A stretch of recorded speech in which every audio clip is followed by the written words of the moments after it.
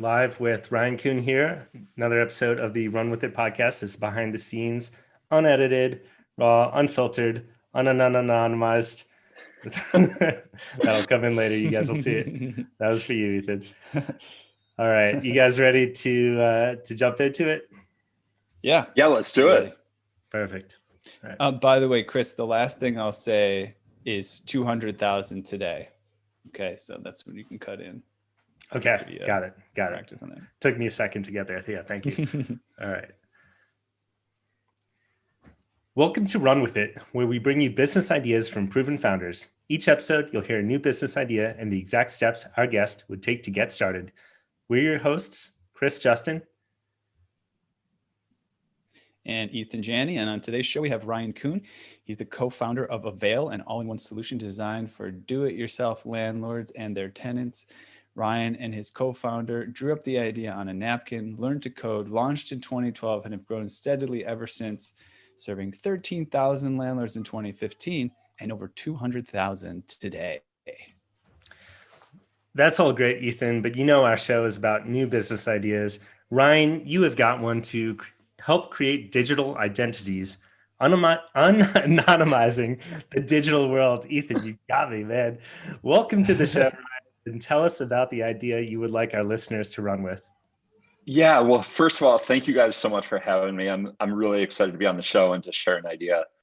The idea that I'm excited to talk about actually is, I would say, more of a problem that we currently face here with Avail and a proposed solution, but excited to talk with you guys and to kind of flesh it out. So my problem that I have is that there's a lot of individuals out there, there's a lot of digital identities out there floating around in cyberspace that are not connected to the physical identity in the real world. So the solution for this would be to unanonymize the digital world, and to have a better system for tying and tracking digital identities to the underlying person who's sitting there at a computer or on a smartphone. I just want to say this is my request for the rest of the episode. We're not going to say unanonymized. It's going to be unanonymized, just because I like the way it sounds. And I think it's going to be like part of the marketing campaign that it's going to be hard to say. Certainly a tongue twister. All right, good. Yeah. Go ahead. Sorry, I just needed to bring that in. Yeah. No. So, I mean, I think we're in our business. So we operate in the residential rental space. I mean, there's a handful of different ways that fraud and kind of lack of security impact both landlords and renters out there all across the country and around the world. And so one of the things that we run into a lot is different fraud around rental listings. I don't know if Chris or Ethan, if you guys have ever gone on Craigslist and tried to rent an apartment or rent a house, but it's not easy. So, in New York City, it's ridiculous, especially. Terrible. Yeah, I mean, it's an awful experience, but one of the challenges out there is that about a third of all those Craigslist ads are actually spammers. They're like fraudulent listings. There's someone who went on Zillow, they grabbed the photos, posted it as for rent, and then says, hey, Ryan, or hey, Chris, or hey, Ethan, like, wire me $1,500 and I will mail you the keys. It's like, unfortunately, people fall for that stuff. There's also a major issue with payments and stuff. And then looking more towards kind of current events, and here in the next couple of weeks, we've got a somewhat important election here in the States. Little bit. Little bit. And, there's been a lot of talk about with COVID, are people going to be comfortable going out and voting in person? I've read a lot about the opportunity and challenges, both with digital voting, and it all comes down to this like identity management. So that's really the problem. I think there's got to be a solution out there that one of the listeners, someone in the audience, can go run with this problem, create a unique solution to fix this. So here's the thing that's just starting to creep me out already, right? Well, first of all, our working title for this business is Unanon. And it's like, I feel like just pursuing an idea like this, people are going to think that you are part of some sort of government black market cabal trying Big to, brother. Yeah. put a chip in everybody's, toe or whatever. So would you pursue this? That's what I want to know. Would you actually pursue this idea given that part of it? Maybe there's other difficult parts, but would you feel comfortable having to kind of put your reputation out there as a founder of this business and deal with any repercussions that people might have? Like, look at what Mark Zuckerberg has to deal with Facebook. Any thoughts on that? Yeah, I think it's a great question.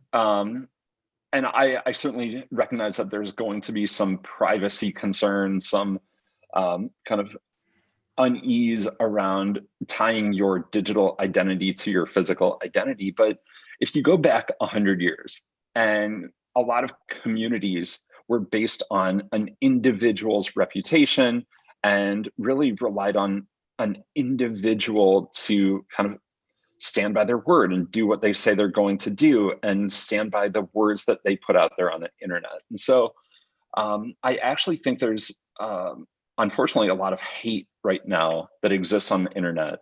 And I actually think I would almost spin your question, Ethan, and say that, hey, there's while there will be privacy issues that will inevitably come up and will have to be dealt with, I think that actually trying to tie that physical identity to the digital identity will do much more good than harm. Yeah, it reminds me of like credit scores, and you got a site like Credit Karma, and at least in my current level of awareness around whatever conspiracies are going on behind the scenes, I go to a site like Credit Karma and I'm like, oh, this is cool. I get to check up on my credit score. They might give me some suggestions on how I can improve it. And a little tip here, by the way, for anyone listening. And Chris, I think I actually found some for you. There's free money. Well, it's your money waiting for you from the government. So why did you there's a weird aside. This is right. No, I'm serious. Okay, so listen. It's a great opportunity to share something with you that I had no in to share with you before because it was just weird. So just on Credit Karma, just as totally aside, creditkarma.com, you go there and there's this little thing that they have of a list of other things that they offer. And one of them is find like money that the government has. Cause like if you have like an unpaid bill, like a bill that was paid, but you needed a refund or something like that, and you disconnected with the, whatever the utilities company, they have to give that money to the government. And it's like sitting on hold for you. And you go to these sites and you type in your name, and the Secretary of State or whoever manages that will say, oh, you have, about $100 from the local utility company. And Chris, I looked you up. And you do have some money. If you look it up, you've got some money coming to you. Yeah, we got like a couple $100 recently. It only tells you like maybe $100 or more. It'll say you like less than $100 or more than $100. But I think you had something that looked interesting. Yeah. This sounds like a phishing scam, Ethan. I got the money I swear I really got give the me money all your in the personal mail. sensitive information, man. Listen, Well, I'll take care of it for you. Just give me your social security number. I'll make sure the check gets in. Yeah. Yeah, that's funny. I think it'd be good to, Ryan, you clearly have a good understanding of why this is a problem and the benefits it would have. And we've got a superficial understanding of that, but maybe move a little bit more slowly through exactly how beneficial it would be to have a digital identity in place. And I guess I'm thinking about it from the perspective of someone who's hearing this for the first time. And I hear, okay, yeah, I mean, we should be able to vote. We've got this antiquated system where we have to go in person. And yeah, I can see how there's some fraud out there for renting apartments, but how hard is it really to just have some username that's tied to me? And how is that a business? And really, like, why is that so beneficial? Yeah, well, I think unfortunately fraud is a big problem out there, not only in our world here at Avail, but I know the FBI has put out some statistics that show that fraud related issues cause it's something like $25 billion a year in lost funds and fraudulent payments. And so if you think we about almost saw it happen right here with Ethan. He was about to scam me of $100. Yeah. Oh my God, it's hilarious. Get $100, but give me your social security number, and where I really think that there's going to be a business that can somehow track this down and should be able to more closely match and tie person's identity to their digital presence, and put in safeguards so that if Ethan over here tries to go and steal your identity, then when he goes and tries to pretend that he's Chris Justin, there should be red flags that go off everywhere. And if you try red flags go off everywhere Ethan goes. Yeah. Everywhere I go. Exactly. If there's no, we need flag, that in the digital world. That's right. That's just in the physical world. We need the digital version of red flags wherever Ethan goes. Wouldn't it be okay? Sorry, now I'm going on another tangent. You know how you've got augmented reality now, right? Like Google Glass, whatever, all that stuff, right? What if you had the Google Glass or whatever new thing, and then on top of someone's head there was a literal red flag that would pop up? Now you had get a low credit score, or an ex-girlfriend that was complaining or something. You were worried about the privacy issues, and you layering this stuff on top of it. That's very Black Mirror. It reminds me of the White Christmas Black Mirror episode. You guys ever seen that one? No, I haven't. Tell me more. It's very long, but it's excellent. And the at the end, I'm just going to jump to it. It doesn't ruin the entire episode. Yeah, it doesn't ruin it all. But you guys have had years to catch up on this, and you're missing out. But at the very end, this guy had been helping the police agency, even though he had done something wrong. So it's kind of like an informer type role, let's say. And they let him go free, but they blacklisted him in the world such that whenever anyone saw him, they just saw this fuzzy face, and they heard the Charlie Brown, they couldn't hear him speak. So he's living amongst the world, but he cannot interact with anyone.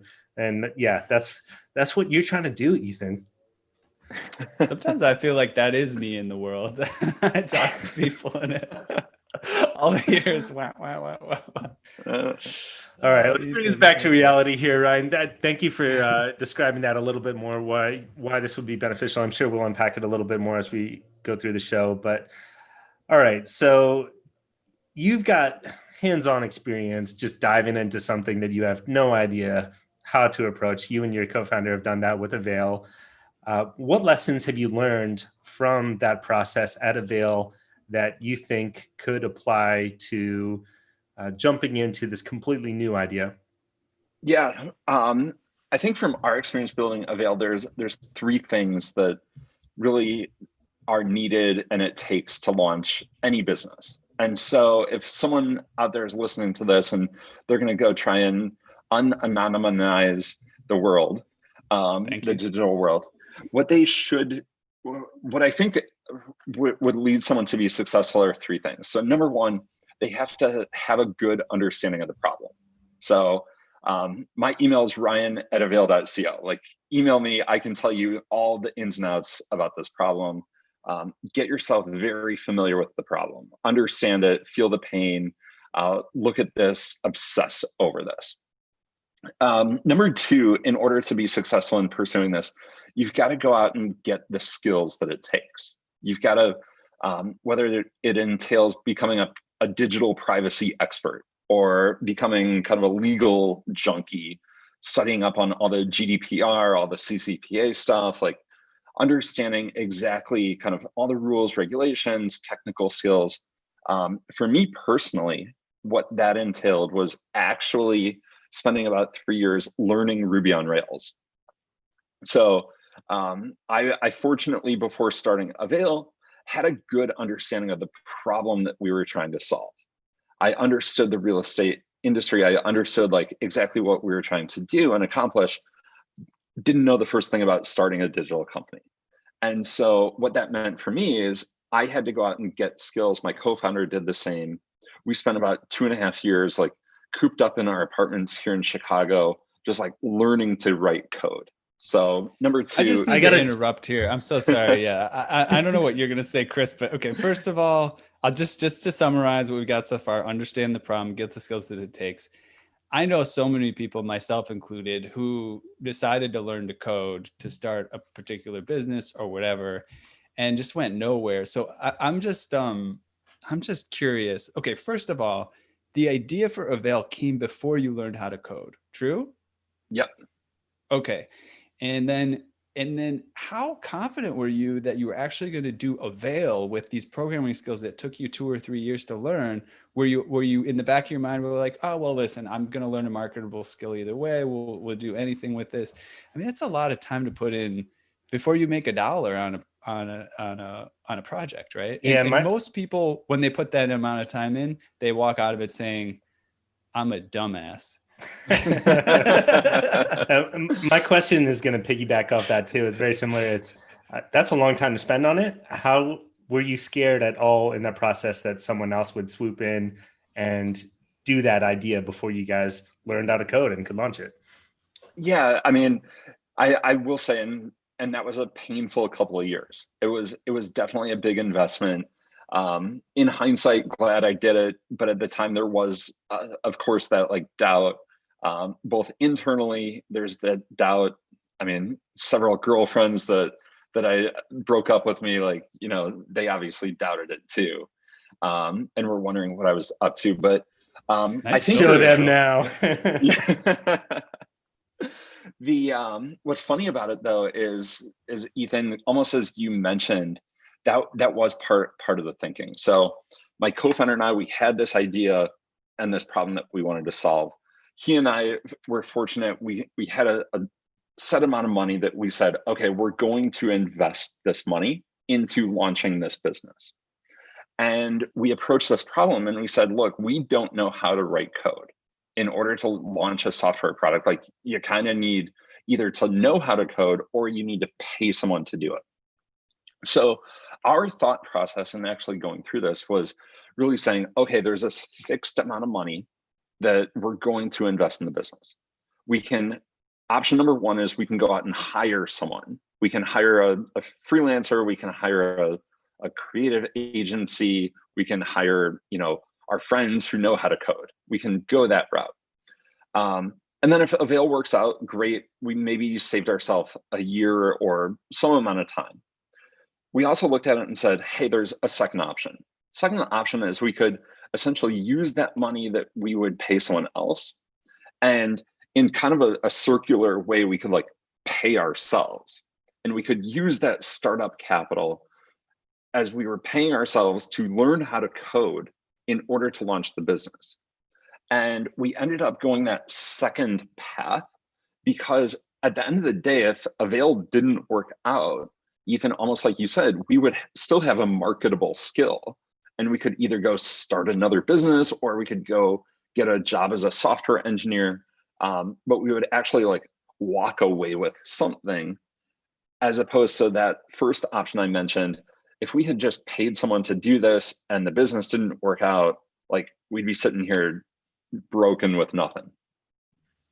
So a follow-up question, and I don't think this is going for too far off the rails with not talking about this particular business idea, because I think it could be helpful to the person listening.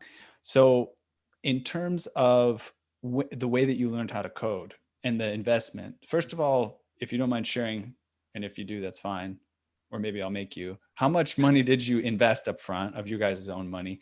And then also, did you have some cool hack for you had like a private coding tutor, or did you guys just get on, you know, one of these coding tutorial sites and go? Yeah, so to your first question, Lawrence and I were fortunate. We had both been pretty kind of thrifty early on in our careers. Working in investment banking, that's would give you a little bit of cash, I guess. We had saved a little bit. So I think he and I initially each put in like $20,000.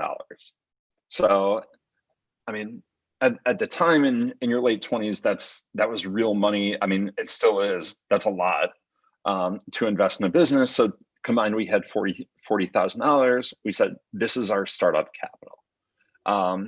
And so with that, we then said, okay, what's the shortest path to learning to code? For me personally, I went through one of these really intense coding boot camps. So went through this Ruby on Rails course back in the day in Chicago. It was called Code Academy, later became the Starter League.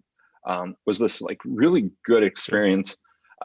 Spent 5 days a week, shoulder to shoulder with other men and women who wanted to learn how to write code. That for me was the best path. And that was a 3-month program. And then the kind of following 21 months, the next almost 2 years after that, it was really just a lot of trial and error.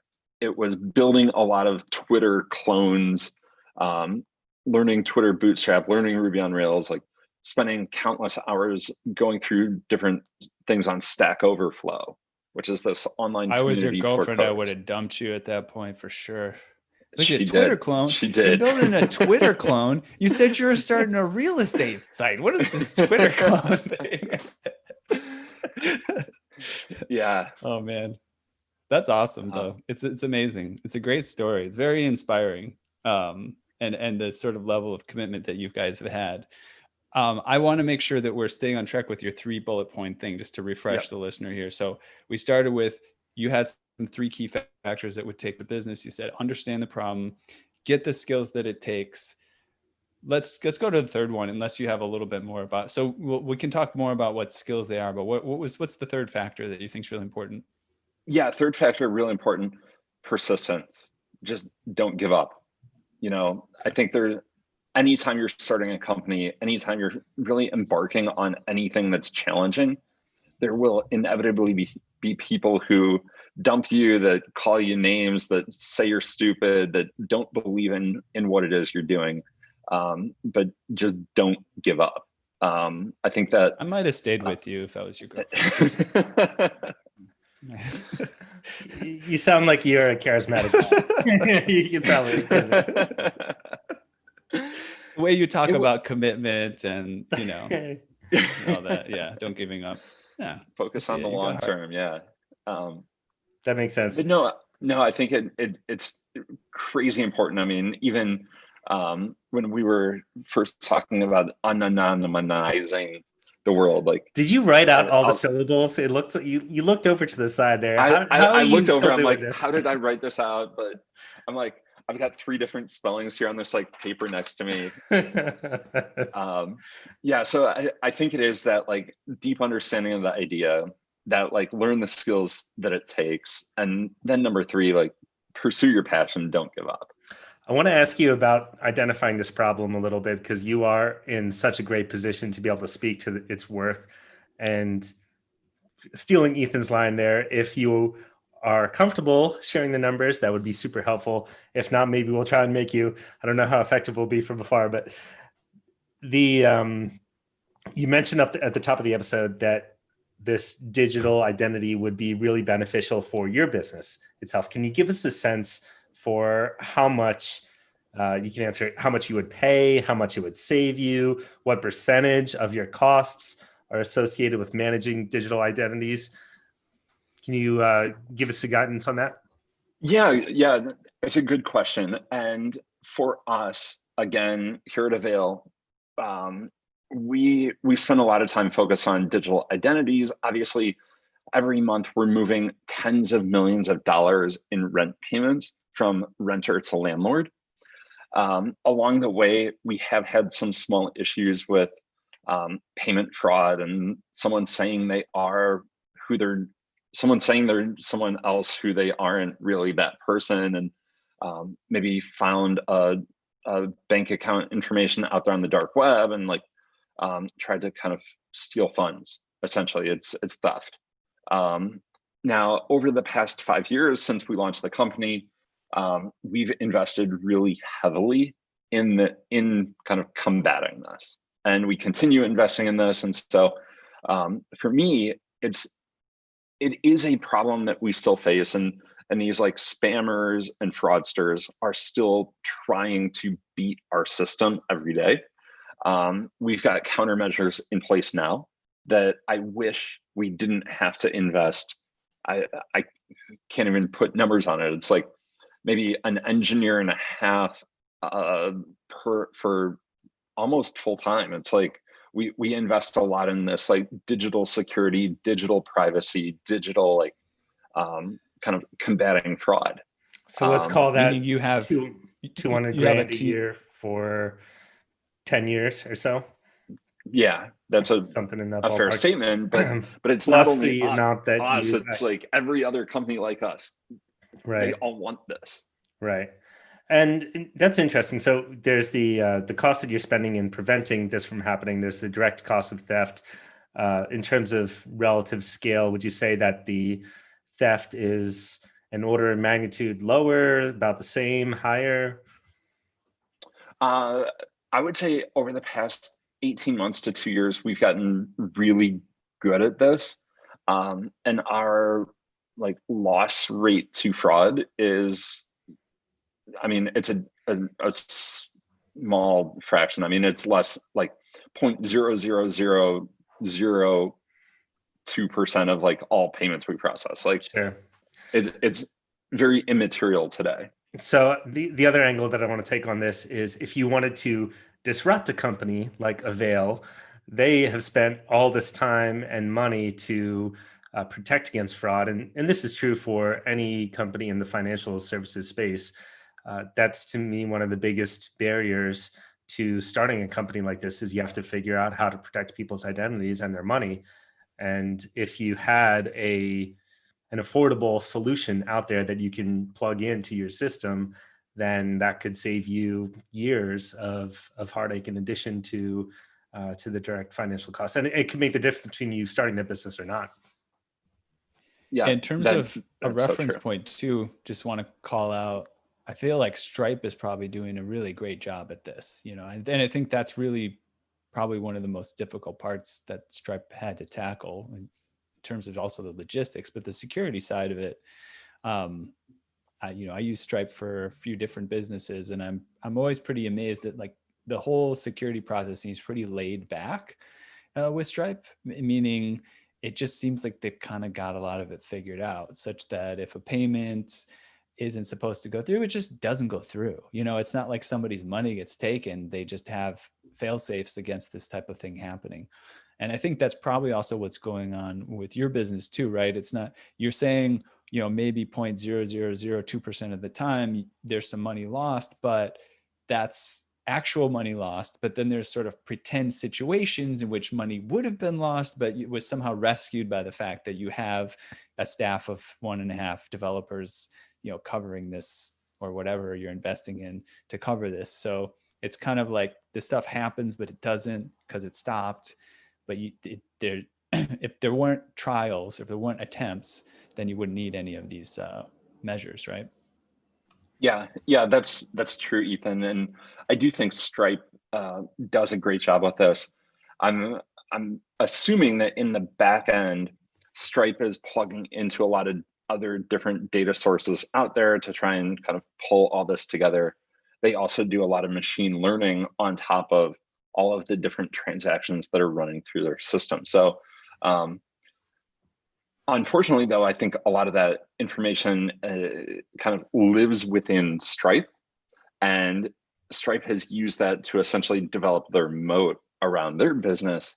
I wish that this were more of kind of a utility for public good, however, that would make the overall internet a little bit more safe, more secure, less hatred, more efficiency, more transparency. It's really interesting because that to take the evil side of that means that someone out there who would start this business, there's a good chance that they'd be acquired and it'd be they'd walk off with, you know, millions of dollars, and the idea is kept from the rest of the world because someone like Mint buys it or something like that. I want to come back to the actual actions here that a listener can take to get going. You gave us this framework, which is great for guiding principles.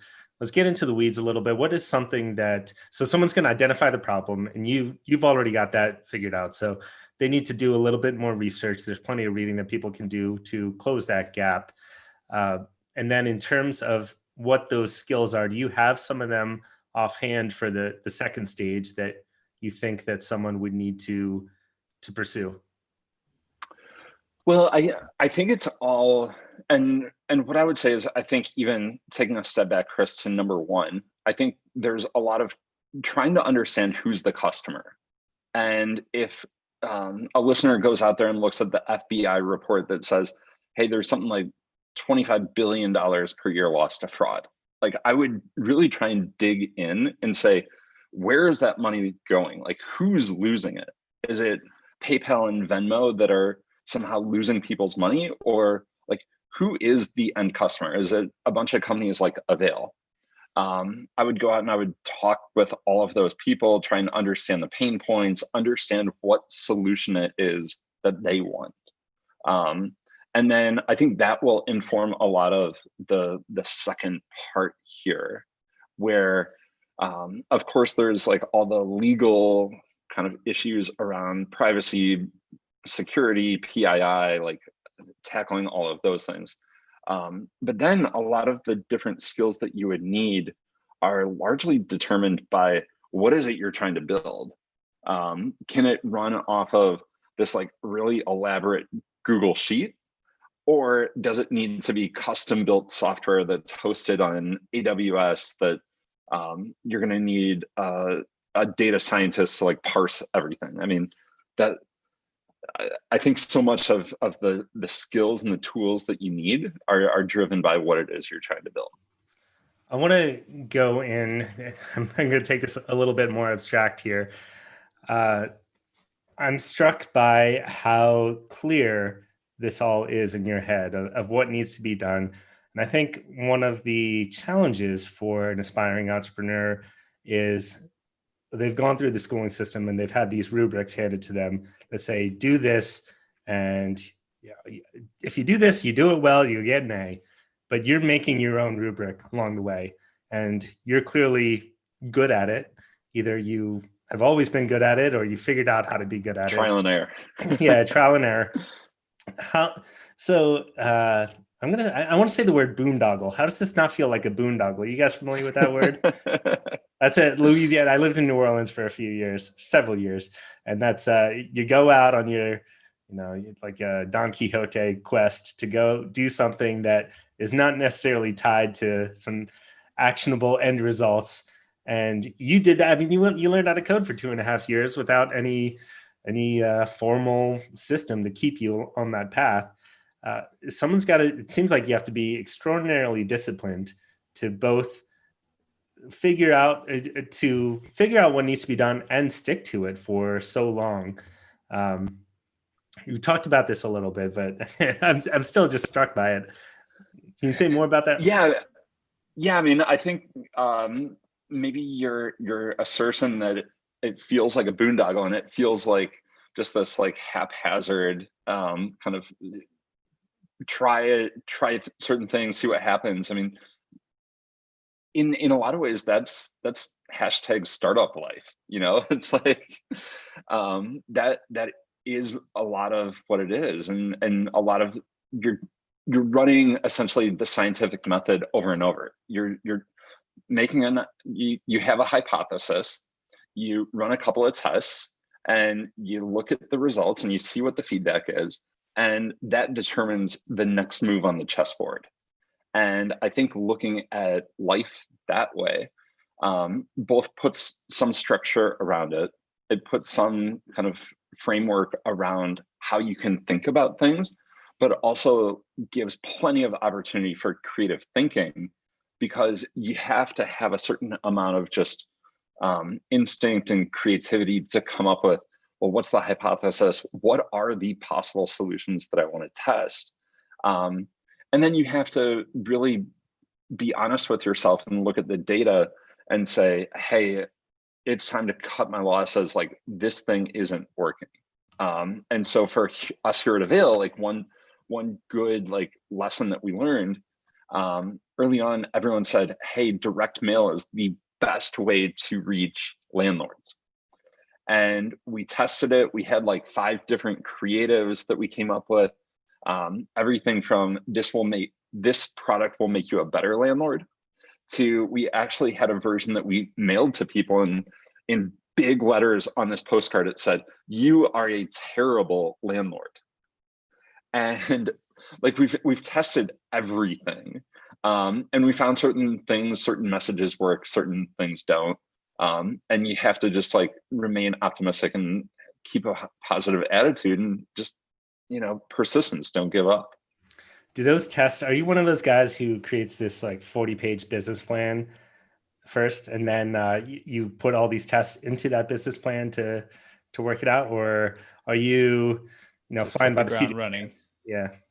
Yeah, a little bit of both, right? I think early on, as a trained finance person, as someone with an undergrad degree in finance and accounting, we went at building this business with that 40-page business plan. We very quickly realized, hey, everything that we thought we knew was wrong. So throw it out, forget about it. And now it's kind of this, there was a long period where it was a little bit more ad hoc decision making, just see what works, live each day for that day, and live to fight another day. Now with a company with 200,000 landlords, 500,000 renters, we've got a 40-person team, we've got millions of dollars in annual revenue, like we've got outside investors. We've got to be a little bit more thoughtful and deliberate about what we do. So the pendulum is almost swinging back to that, like, how do we create our 3-year roadmap? How do we, break that into bite-sized chunks that our team can really understand and go execute against? When you're talking about trial and error and testing, made me think of this obscure interview I came across. If a listener can find it, it's really interesting to listen to. So it's with a guy that wrote a sales letter. When sales letters, when they actually used to send out letters to people's houses, made, a ton of money. And the interview was about how that sales letter made a lot of money. And when, I don't know about anybody else, but when I went in listening to it, I thought they were going to talk a lot about the copy. Like, here's the words that we used, and this is why this phrase converted a lot of people. But pretty much the entire interview was around their very scientific method of figuring out which people. So the product was ancestry plaques, right? So it would go, hi, Chris Justin, your family name, has we have a seal for your family name, and we'll send you a plaque with it. And of course, Chris, I'm sure if you try to scam me like this, application. I'm in. No, I want a seal so bad. That would be the front center in my house if you could scam me that way. Are you serious? Yeah, hell yeah. I want a coat of arms. Who doesn't want that? I want a coat of arms. This is why it's so that they just knew that this was a thing that appealed to people, right? And there's ancestry.com. Like, this company, this actual sales letter and product were bought by ancestry.com eventually. But the thing was not about the letter. It was about, who do you send it to in order to make it profitable, right? You can't send it to people with very common names. And you can't send it to people with very rare names, because you lose postage, and it's just like, and then how do you make, so it was all a lot less about what was actually in the letter and more about being scientific about testing. How can you optimize, how is this letter sent out, and who's going to reply and who's not going to, and things like that. I found that's actually true in online advertising as well. If you're running Facebook ads, much more of it comes down to finding the right people to put the ads in front of than the copy itself. By the way, I found out, of course, with Facebook ads, you can't say something like, you are a bad landlord. They don't even let you say that. They'll like, this ad is rejected. You cannot do that. But direct mail, some of those, try it. Yeah, some of those old sales letters, I've read a blog post about one that I think was selling the Wall Street Journal. and it sold Wall Street Journal subscriptions, and just how Right. formulaic that letter was. And it's all about like, and here's a guy, and this guy became successful, and this guy did one thing every day. And you can be successful too if you just do what Jim did. And it's like, you know, I pulling think at they ran people's that like, letter for like 40 years or something like that, the same letter. yeah, it's crazy.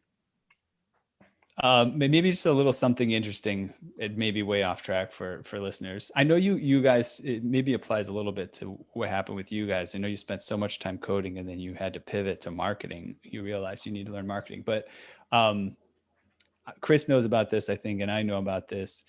People who study marketing, they write out sales letters, sales letters that have grossed a lot of income. It could just be, an ad from a magazine or a letter that got sent out, or just a modern ad that you might see on the internet from a sales page, but just writing it out as a method of learning. So what are the formulas? What's going on here? What are the intricate steps? Did you guys learn about that? Or first of all, did you have any profit before you decided you need to learn marketing? Yeah. Or was that the reason you decided you need to learn it? That was why we needed to learn it. Right. Is like, we had, I think, to get our initial, say, 100 or a couple hundred landlords to use our product, we could go out and we could talk with friends and friends of friends and family and everyone. But then we said, holy cow, if we want this to be a big business, and again, landlords can use our product for free. So if we want this to be a big business, we can't go out and like get a onesie twosie landlords. Like, we can't go out, and these are not big sales, big enterprise accounts for us. So we need to find ways that we can get landlords at scale. So like last month, for example, we added about 5,000 new landlords to our product. And I want to jump in your pricing here. You've got a freemium model. The Unlimited Plus plan is what you're charging $5 per unit. So for the listener out there who's hearing that, you can do some mental math for what that's worth. Yeah. And so I think for us, I mean, we had to learn marketing really early on, and we spent a lot of time going through some of the Google courses that they put out as part of their academy around, here's how to learn AdWords, and here's how to run campaigns, and here's how to set up your AdWords account. Everything to looking at some of the top marketing blogs. So everything from Neil Patel, and just really trying to like learn it. And one of the things I'll say around marketing is, I think there's that scientific method approach that you can be really successful. There's also a lot of psychology that goes into it. Is what I've come to learn, and how important understanding your persona and really trying to get inside their head, and how critical that is. Thanks for that. That's very useful. We're coming up on time here. I think experimental question for you, Ryan. If you could go back in time to before you had started Avail, and you could give yourself 15 to 30 seconds worth of advice, what would you say? I think if I could go back and give myself that like 15 to 30 seconds of advice, I would really probably talk about how important persistence is. I know we talked about that earlier. It's one of our core values here at Avail.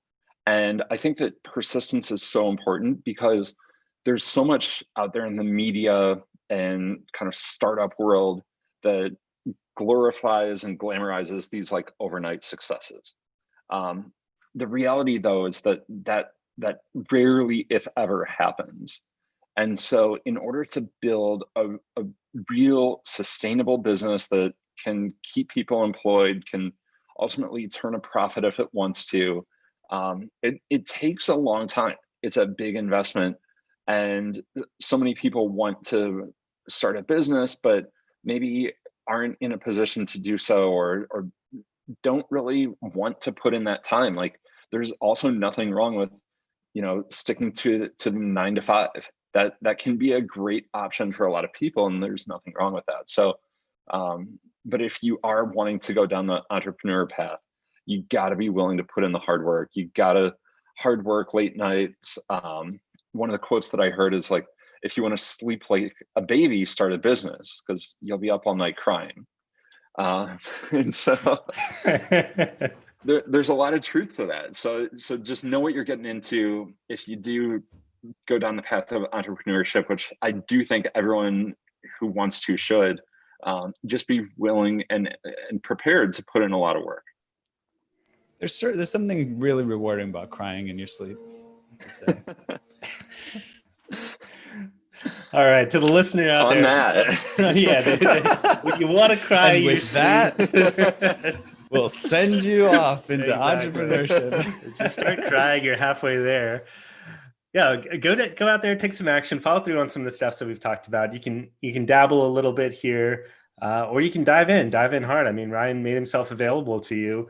It's a great opportunity from someone who's walked the talk, who's spent those late nights crying, got dumped by his girlfriend. That can be your life, man. This is all there for you. So glamorous. So glamorous. Yeah, take some action. Let us know what you've done. Email us at update@runwithit.fm. We may feature you on a future episode with that. We may be able to connect you with Ryan. Ryan might even become a potential business partner for this idea down the line. Who knows? You might be able to charm him. Ryan, thank you very much for the conversation. Really enjoyed it. Where can listeners go to learn more about what you're doing? Yeah, well, thank you guys so much for having me. If any listener out there wants to connect, shoot me an email. It's ryan@avail.co, or they can head over. They can learn more about Avail at avail.co. We're also on all of the social media channels at Hello Avail.